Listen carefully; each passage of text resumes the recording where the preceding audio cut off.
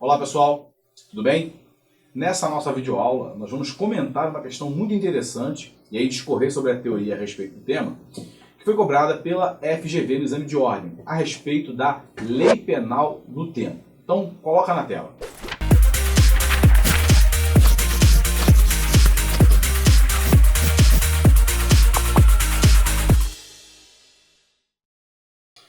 Essa questão, pessoal, foi cobrada no 13º exame. Vamos lá. Considere que determinado agente tenha em depósito, durante o período de 1 ano, 300 kg de cocaína. Considere também que, durante o referido período, tenha entrado em vigor uma nova lei, elevando a pena relativa ao crime de tráfico de entorpecentes. Sobre o caso sugerido, levando em conta o entendimento do STF sobre o tema, assinale a afirmativa correta. A. Deve ser aplicada a lei mais benéfica ao agente, qual seja aquela que já estava em vigor quando o agente passou a ter a droga em depósito. B. Deve ser aplicada a lei mais severa, qual seja aquela que passou a vigorar durante o período em que o agente ainda estava com a droga em depósito. C.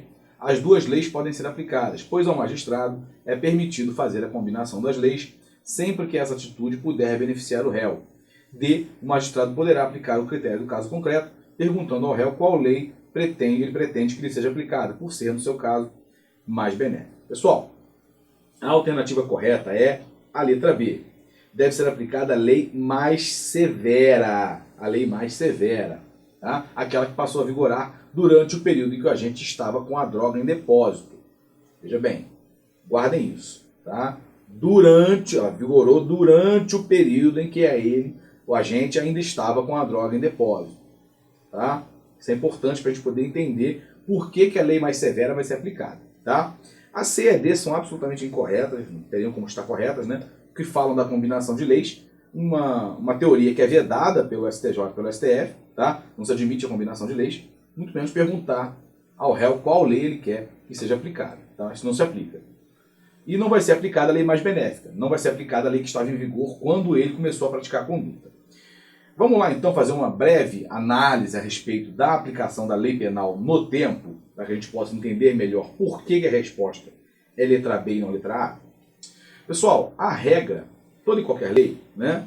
A regra é o princípio da atividade. Em que consiste, basicamente, o princípio da atividade? Que toda lei, ela vem ao mundo para reger os fatos praticados durante sua vigência. Isso é, em síntese, o princípio da atividade. O princípio da atividade da lei penal. A lei vem ao mundo para reger os fatos e vai reger os fatos praticados durante sua vigência. Isso aplica-se à lei penal, à lei civil, etc. Tá? Essa é a regra. Agora, existem exceções ao princípio da atividade da lei penal. Se a regra é essa, ou seja, a lei vai reger os fatos praticados durante sua vigência, em que consiste a exceção? Consiste na lei penal reger os fatos praticados fora da sua vigência, né? Fora do raio temporal da vigência da lei. Então, quando a lei estiver sendo aplicada a um fato praticado antes da sua vigência, nós vamos ter aí o princípio da extratividade da lei penal. E a extratividade da lei penal, ela se divide em retroatividade e ultraatividade. No caso da ultraatividade é um pouco mais complexo. Por que é um pouco mais complexo? Porque, na verdade, o fato não foi praticado fora da vigência da lei. Tá? Ele foi praticado durante a vigência da lei. Entretanto, a lei foi revogada. Ou seja, a lei não mais vigora. Ela não mais vigora. Ok? A lei não mais vigora.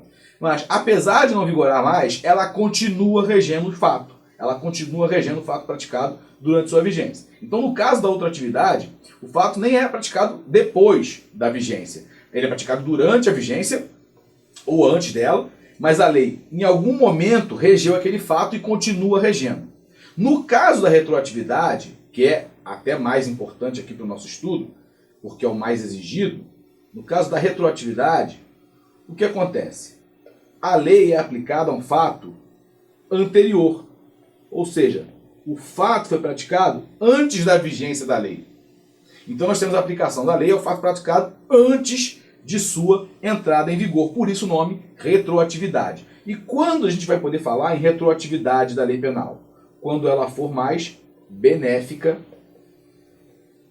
ao acusado.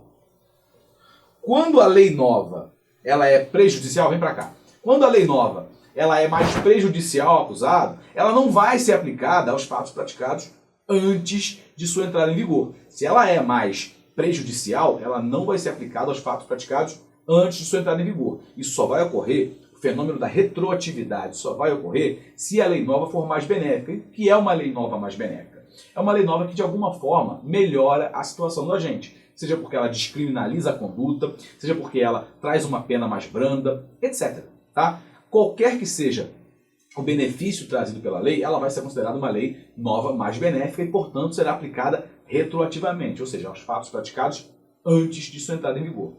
Aí você fala, professor, naquela questão que a gente trabalhou, a lei nova era mais benéfica. Por que não foi aplicada, portanto, a lei nova, e sim a lei anterior, que era mais prejudicial? Porque nesse caso, a lei, abre aspas, nova, tecnicamente não é uma lei nova, né? Por isso que ela foi aplicada. A lei nova era mais prejudicial.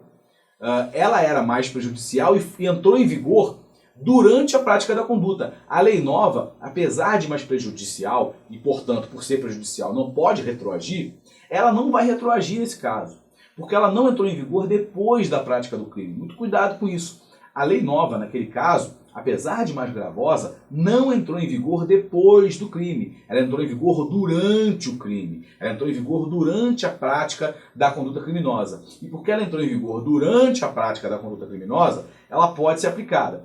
E se ela só tivesse entrado em vigor uma semana depois de ter acabado o delito? Ele acabou o delito, ele foi pego, né, ao Bocanambutija, lá com os 300 quilos de cocaína, foi pego, foi preso em flagrante, etc. Acabou o delito, foi consumado, acabou. Aí entra em vigor a lei nova mais severa. Nesse caso ela vai ser aplicada? Nesse caso não, porque ela entrou em vigor depois da prática do delito. Tá? Nesse caso, pessoal, vamos voltar aqui da questão. Veja, ele teve em depósito, durante o período de um ano, os 300 quilos de cocaína. Veja, tem em depósito, durante o período de um ano, 300 quilos de cocaína.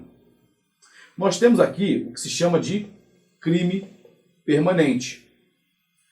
E nos crimes permanentes, o que é um crime permanente, primeiramente? Um crime permanente, pessoal, vem para mim, é um crime cuja sua execução se prolonga no tempo. É o caso aqui, ele está praticando o crime durante um ano. Durante um ano ele teve em depósito. Durante todo esse período, a conduta estava sendo praticada. Um outro exemplo, sequestro ou extorsão mediante sequestro. O camarada sequestra a vítima e fica com ela 2, 3, 4, 5 meses. Durante o período em que a vítima está lá, sob a custódia do infrator, do criminoso, o crime está sendo praticado. Então nós temos aí um crime permanente, porque a sua execução se prolonga no tempo. Vem para cá agora. Nos crimes permanentes, a gente vai aqui para a súmula 711 do STF, nos crimes permanentes, súmula 711 do STF, a lei penal mais grave, ela se aplica desde que a sua vigência seja anterior à cessação da permanência. Fala aqui também do crime continuado, tá? Depois eu explico o crime continuado. O que significa, pessoal? Ela vai ser aplicada aos crimes permanentes que ainda estavam sendo praticados quando ela entrou em vigor. Vem pra cá. Que é o exemplo da questão. Ela, essa nova lei, apesar de mais grave, entrou em vigor durante a permanência. Durante o período em que o agente estava praticando o crime. Durante o período em que o agente estava praticando aquele crime permanente. Ou seja, durante a execução do crime. E, portanto, como a lei nova, apesar de mais gravosa, entrou em vigor antes de acabar a execução, entrou em vigor durante a prática criminosa, ela vai ser aplicada mesmo sendo mais grave. Mesmo sendo mais gravosa, ok? Não há aqui, cuidado, não há aqui retroatividade. Porque se houvesse retroatividade, não poderia ser aplicada a lei nova, já que ela é mais gravosa. Muito cuidado. E o que é o crime continuado? Bom, essa súmula 711 do STF se aplica tanto ao crime permanente quanto ao crime continuado. O crime permanente eu já expliquei. O que é o crime permanente, basicamente? É um crime cuja sua execução se prolonga no tempo. No crime continuado, a gente não tem isso. A gente tem uma série de condutas criminosas que, por uma ficção jurídica, são consideradas como crime único. Você imagina que um camarada resolva estuprar a própria filha, pequena, né, menor de 12 anos, 11, 10 anos. E isso aí é estupro de vulnerável, artigo 217-A do Código Penal. E ele pratica aquela conduta durante 2 semanas. Ele pratica aquela conduta, tá? 3, 4, 5 vezes, não importa. Praticou aquela conduta durante 2 semanas. Nós temos aí, em tese, diversos crimes de estupro de vulnerável. Só que a lei considera o seguinte, olha, não é justo dar a esse pai a pena de 5, 6 crimes de estupro de vulnerável. Porque essa culpabilidade é diferente daquele cara que pratica essa mesma conduta, 5, 6 crimes contra pessoas diferentes, em momentos diferentes da vida. Um hoje, outro daqui a 5 anos, outro daqui a 10 anos, são condutas mais graves. Então, nesse caso aqui do pai, a lei considera como crime único, um crime continuado, um crime só, né, mas considerado continuado. Ou seja, várias condutas criminosas que, por uma ficção jurídica, são consideradas como um crime só. Isso é o crime continuado. O cara vai ter a pena de um desses crimes acrescida de um determinado percentual. Sistema de exasperação, tá? Isso é o crime continuado, tá? Só para vocês entenderem aqui.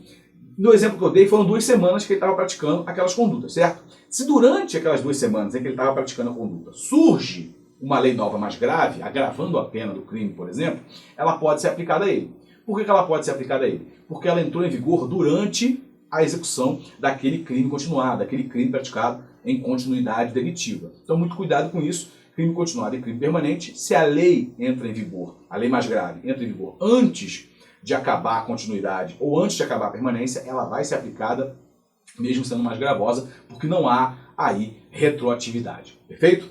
Pessoal, eu agradeço a todos pela atenção, espero que essa explicação possa ter sido útil a vocês, produtiva, e possa ajudá-los na hora da prova rumo à tão sonhada vermelhinha. Agradeço a todos pela atenção e até a próxima.